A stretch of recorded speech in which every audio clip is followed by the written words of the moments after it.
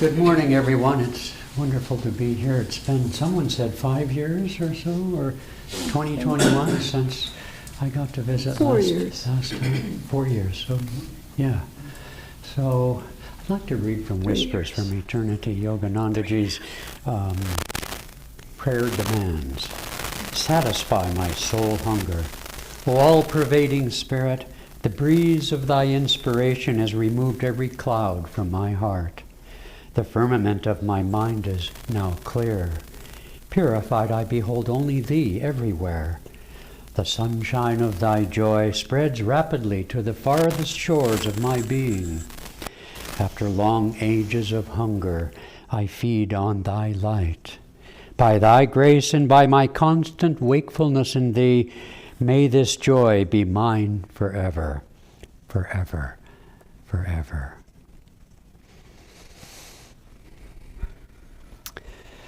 I want to thank you all for the invitation to come again and see new friends and old friends and what's happening here in Dallas with all those cowboys that you mentioned in the reading.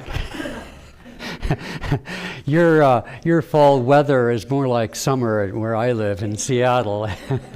It's quite pleasant, actually.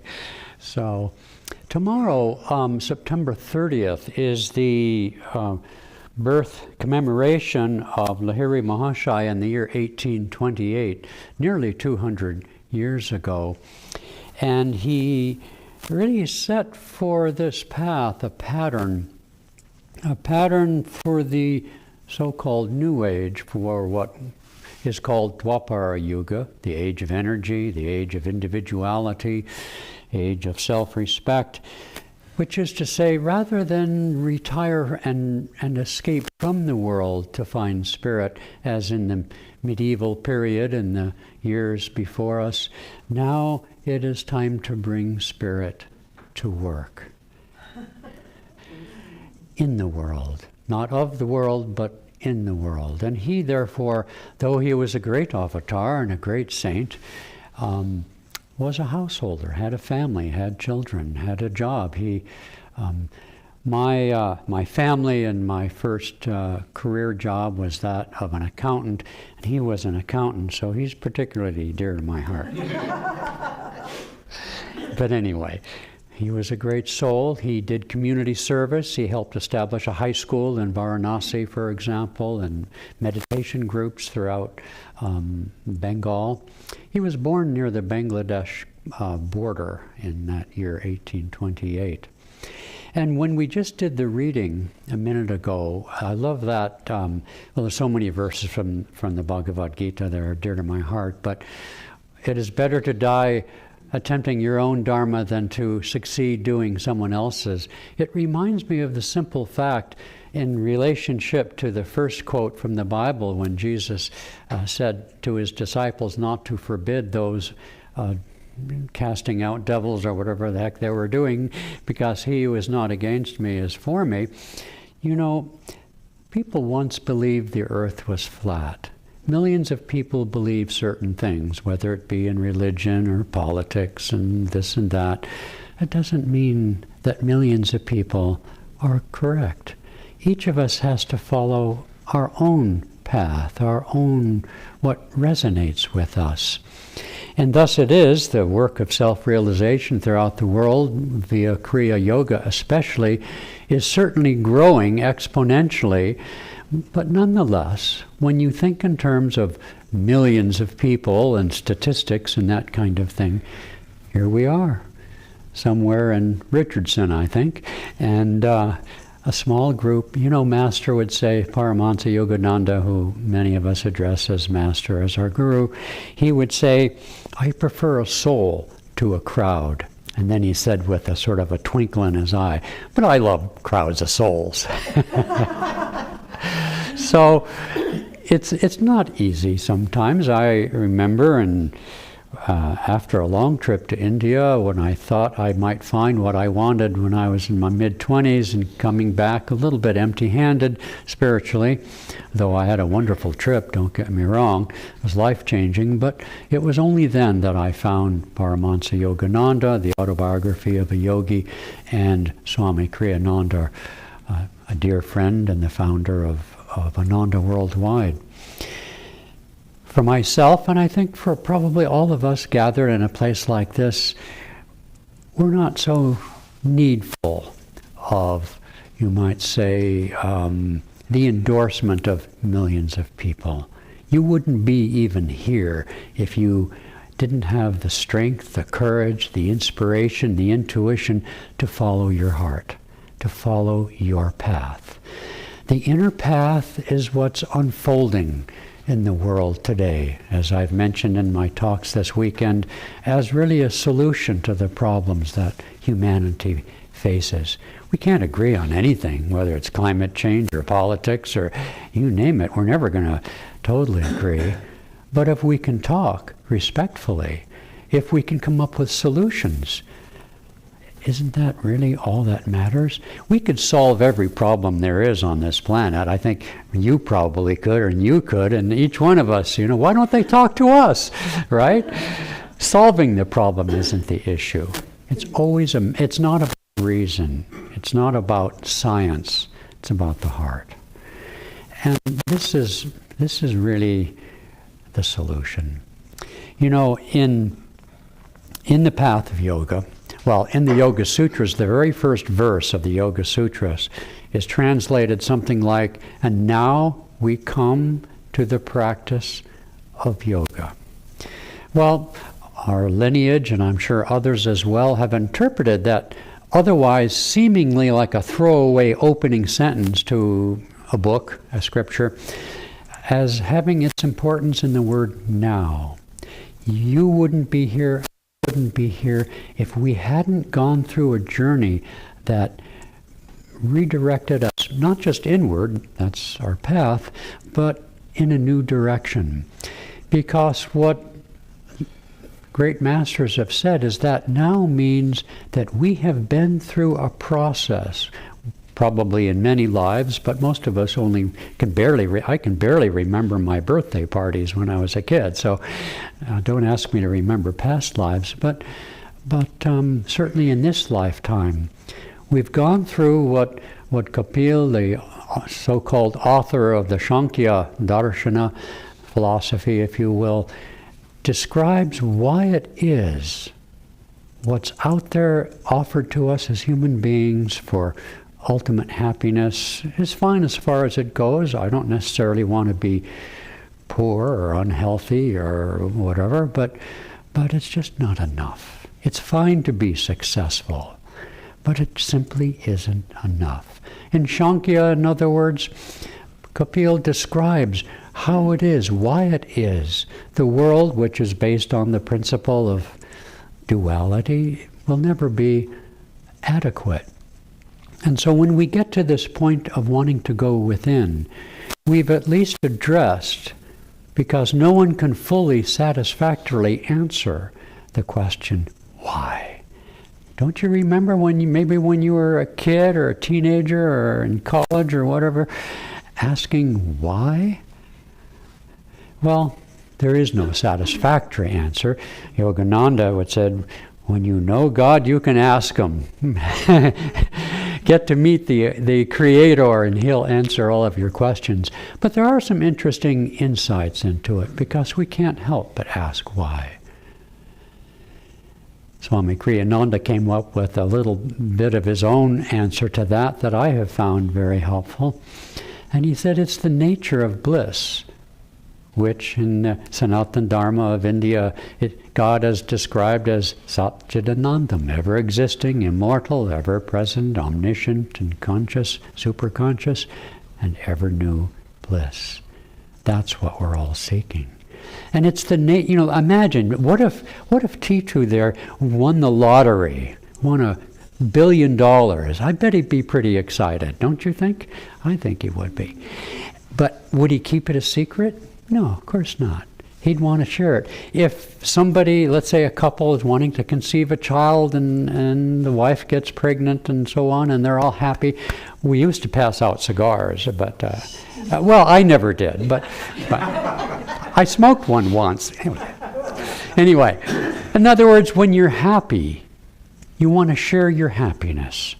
In the Indian scriptures, it says that God created the world in an effort to answer the question, rather poor response in my humble opinion, but it said God created the world out of a desireless desire. Now, what the heck is a desireless desire? I ask you. Well, I came up with an answer to that of my own. There I was, a beautiful Saturday morning like yesterday was here in Dallas, nice cool breezes, and you didn't have any obligations that day, right?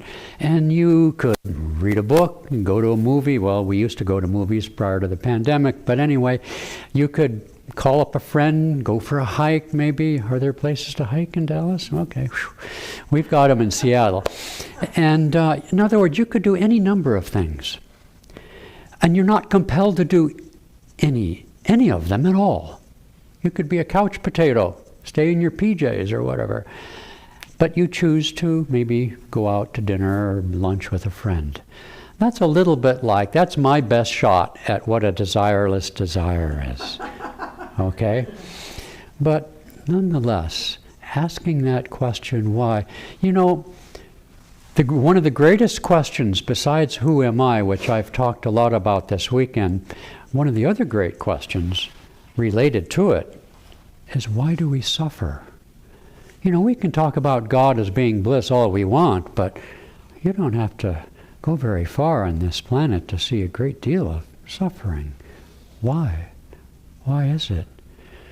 Well, if you were nothing but bliss, and you had that impulse to expand it, to share it in some way, how would that work? What if we were always in the Garden of Eden, always blissful and happy? Does a fish know it swims in water? Would we know what happiness even was if we were always... if you concoct, as I'm sure every one of us has done at different points in our life, your perfect life, maybe it's health, maybe it's human love, I don't know, wealth, status, you name it, the usual suspects, how long would that keep you satisfied? If you retire, if Mike were to retire and get that little cabin by the ocean side or the riverside and, with his fishing pole or something, how long would Mike be satisfied? A couple of months maybe? He'd get restless and want to do something. You see, what we have here cannot function without the drama. Yogananda said, and it's in the book Essence of Self-Realization, this life has for its lesson the fact that it is but a drama. And it is a great drama, the greatest story ever told, as they say, of the life of Jesus, but the life of every one of us. And so it is that without the contrast, if we were somehow miserably happy, pardon them, we wouldn't even know it. Okay? The reason God doesn't talk to most people, Yogananda Ji said, is because they just want to argue with them. And people don't go to heaven because they'd make it into hell. They'd turn it into hell because of their own negativity, restlessness, dissatisfaction, and so forth. So this great drama that we have has to be this way. If you think of yourself as Shakespeare or some great author or something, you sit down to write the great American novel. This is a little chapter in my book that some of you might recognize. And you sit down to write that great American novel. Okay, great Spanish-Mexican novel. All right, whatever it is. I grew up in California, and the Spanish language and culture has always been dear to my heart. I've always felt very in tune with the culture there. But if you were to write that novel, what if it was, perfect, everything was just great. The protagonist was born and educated and successful. What a boring novel. I mean, nobody would even finish the thing. You've got to have that drama. And yet, when Shakespeare made Iago or any one of the villains in his plays, was he therefore a villain because he did that? No. And I know I've done maybe 500 blog articles over the years, and then this book recently, and I know enough about writing to know, as great authors have all said, that in fact, there's a story about Charles Dickens, and I've read most of his books when I was young, but he created, there was one character in one of his books who, in the novel, the character died. And Dickens was weeping because authors will tell you that once the energy starts flowing, the authors lead their own lives. They take on their own attributes and qualities, just as we do.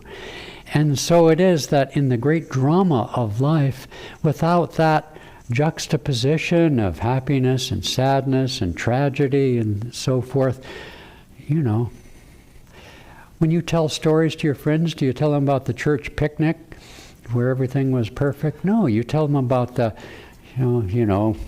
airplane flight that went to hell or whatever it was. In other words, Swami tells a delightful story, Swami Kriyananda.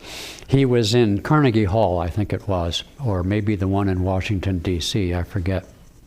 And no, it was Carnegie Hall. And he was sort of a little bit like Mark back there. He was kind of a technology guy, an Atlantean. So that day, somewhere in New York City, he always had a fascination with these little gadgets. And not that he was very good at it, but he bought this little portable dictation device. And so, because, he was a teacher, and anyway, so he goes to Carnegie Hall to watch this symphony, listen to this symphony, and he's right in the middle of it, and the conductor stops between whatever you call those things, and he says, I wonder how this records, in a big symphony. So he presses the button, testing, 1, 2, 3, and the conductor whirls around, and it's just, but in this embarrassing moment, he's thinking to himself, I have a great story. Right? So that's how it is for us. I mean, we have our tragedies, some within ourselves and others greater that we participate with other people. But as I like to tell my fellow teachers, especially when I'm training teachers, I say it's all about getting good stories in life. So, that's what it is. It's a great story, a great drama that each one of us live in. It doesn't satisfy the heart because there is suffering in this world. And in that sense, the God within us suffers too. When somebody was nailed to a cross, the purpose of that really is to show us how to deal with our tests. In the Garden of Gethsemane, Jesus, a very real human being, but God realized a concatenation, if you will, of the human and divine consciousness that is our destiny, each one of us. He knew what was coming. He prayed, let this cup pass. He was no fool. He was willing to give it a miss, all right. But immediately he said, thy will be done. And in that gave to us a great lesson, because it must needs be that the tragedies that come to our life, difficulties and so forth, must come. We cannot get out of it. We would, as I say, we couldn't endure unending so-called human happiness. We couldn't possibly endure it. And so it's a necessary part. We would never ask that question, why, if it weren't for the challenges in our lives and in the world around us. Krishna says in the Bhagavad Gita the yogi feels the pangs and sorrows and joys of all beings. And so it's not enough to have that wonderful life that maybe sometimes happen for some people. Have a victorious life, it's not enough to have an easy. Yogananda said an easy life is not a victorious life. And the badge of our victory is the badge that comes from how we deal with carrying our crosses, whatever those may be. Sometimes it's our relationships, very often in fact. Sometimes it's our body and our health. Very often it's that as well. Sometimes it's just, not being able to find a job, not being satisfied in the work, or sometimes it's the anguish with seeing what's happening in the world, the unhappiness, the corruption, the violence. It makes absolutely no sense when we reach our own center.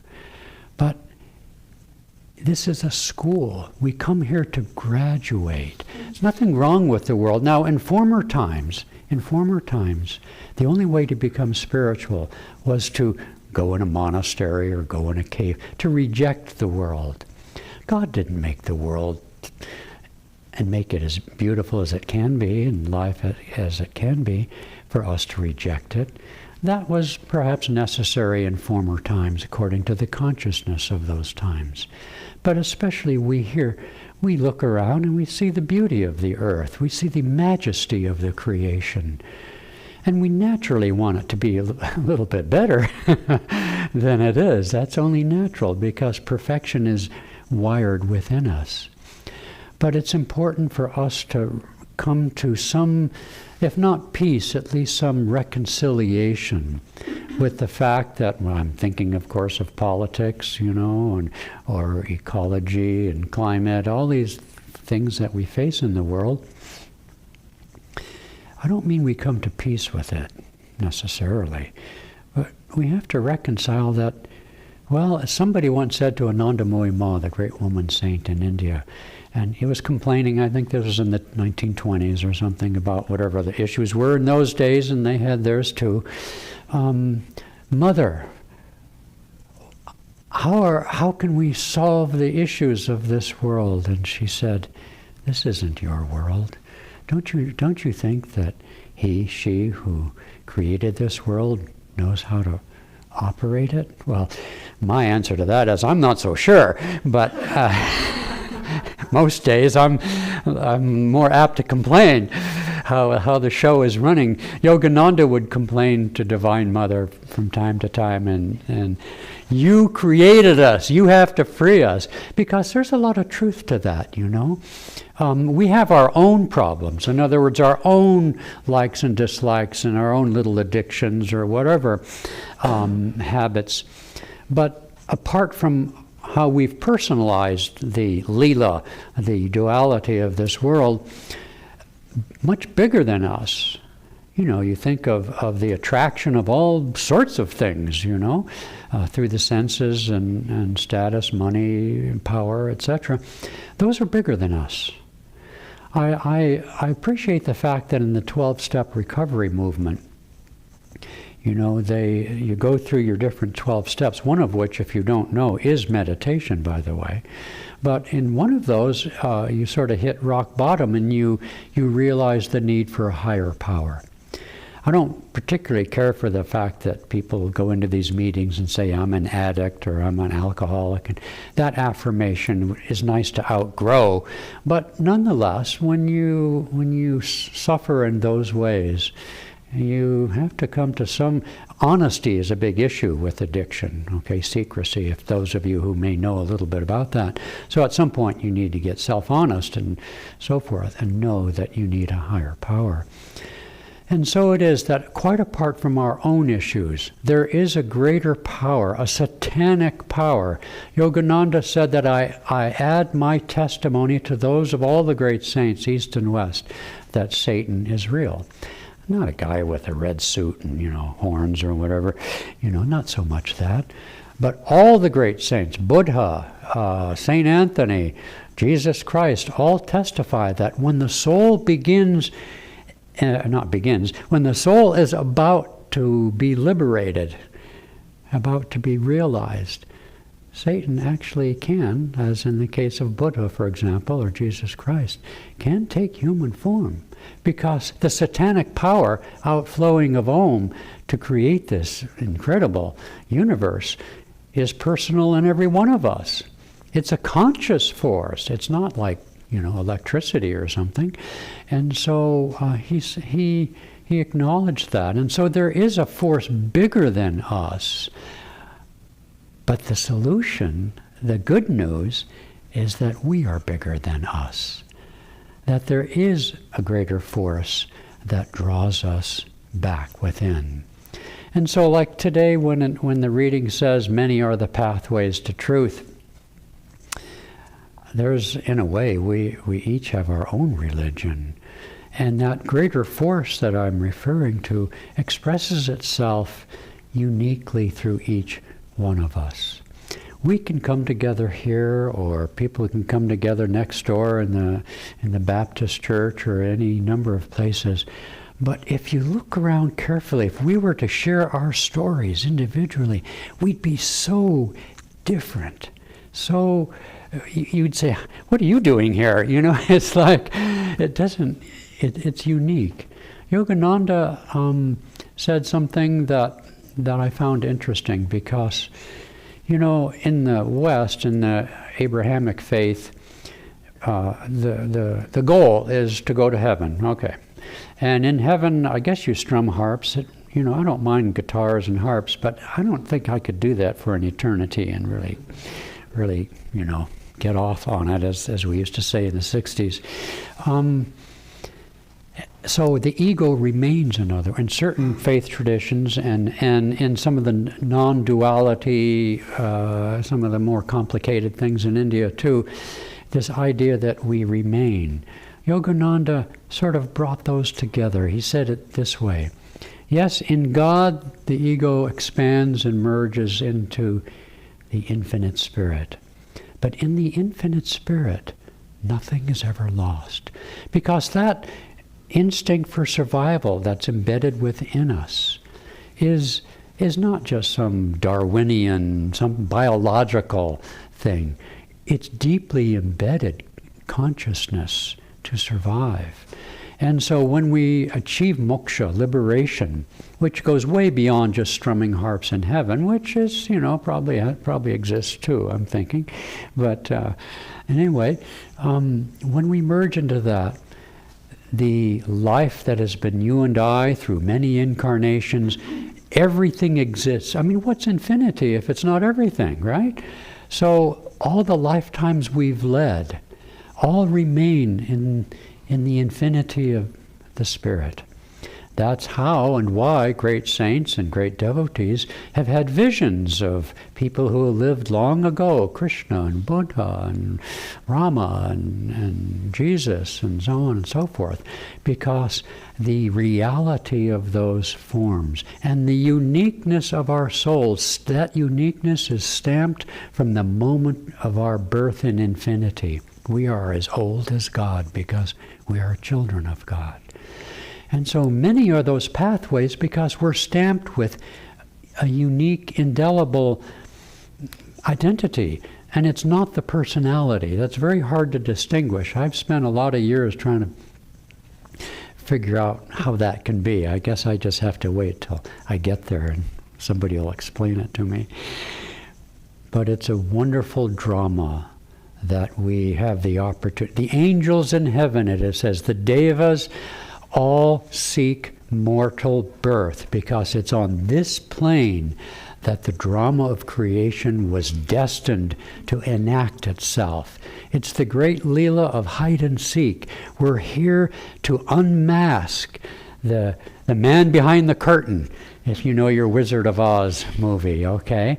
We're here to unmask the spirit behind ourselves, behind this personality in this form, but behind all creation. This is the great teaching of Sanatana Dharma, the great perennial philosophy that's taught really, hear, O Israel, the Lord our God is one. that statement of oneness, that understanding that there is but one reality in this world, and it's the Spirit behind all creation. The Christ consciousness is the indwelling Spirit in creation. The Spirit Father beyond creation dwells in that sort of land of pure bliss. But within each atom of creation is that Christ, that Krishna, that Spirit, the only begotten of the Father beyond, reflected in every atom, every heart of creation, is that still witness of the creation, which itself is the vibratory presence of God in the Divine Mother, that Mother out of whose womb this great infinity of creation is made manifest. And in her womb, secretly hidden, invisible, is that same intention to create, which is why we procreate. That same intention to enjoy the creation, which is why we seek to enjoy the creation. But we forget who the Creator is. We mistake the creation for the goal and the purpose of the creation. That's why sin is really error. It's a mistake. We make a mistake. We mistake ourselves as being separate. And the path to inner freedom is the awakening of that Christ within us, that Krishna within us, that Spirit, that reflection of God that is born in the humble manger of our hearts, in the darkness of meditation, behind closed eyes, in the stillness of our own soul, is the peace reborn. And bit by bit, particularly in the inner path where we meditate and become still each day, then that pathway to truth, unique as it is to us, many are the pathways, is reborn and lives within ourselves. We are greatly blessed. And I'm greatly blessed to be here. Thank you. Listen, listen, whispering within your soul, hints of laughter, hints of joy, sweet songs of sadness, of quenchless yearning for the light, for my love, your true home. Long your heart has played the dancer, long you've toyed with merest shadows of the treasures left behind you, deep in your soul. Long you plumbed the dark for answers, long you begged from beggars' empty hands, gifts of life they too were seeking, gifts none could share. Friend, how long will you wander? Friend, as long as you seek your home in a land where all are strangers, love blocks adore. Leave to the weak his craven life, to the coward leave his dreaming. Oh, my saint, wake up, reclaim the light, seek the truth behind all seeming. Leave to the weak his craven life, to the coward leave his dreaming. Oh, my saint, wake up, reclaim the light, seek the truth behind all seeming. Turn, turn, turn within, in silence of soul, in cave of love, find my abode. Listen, listen, whispering within your soul,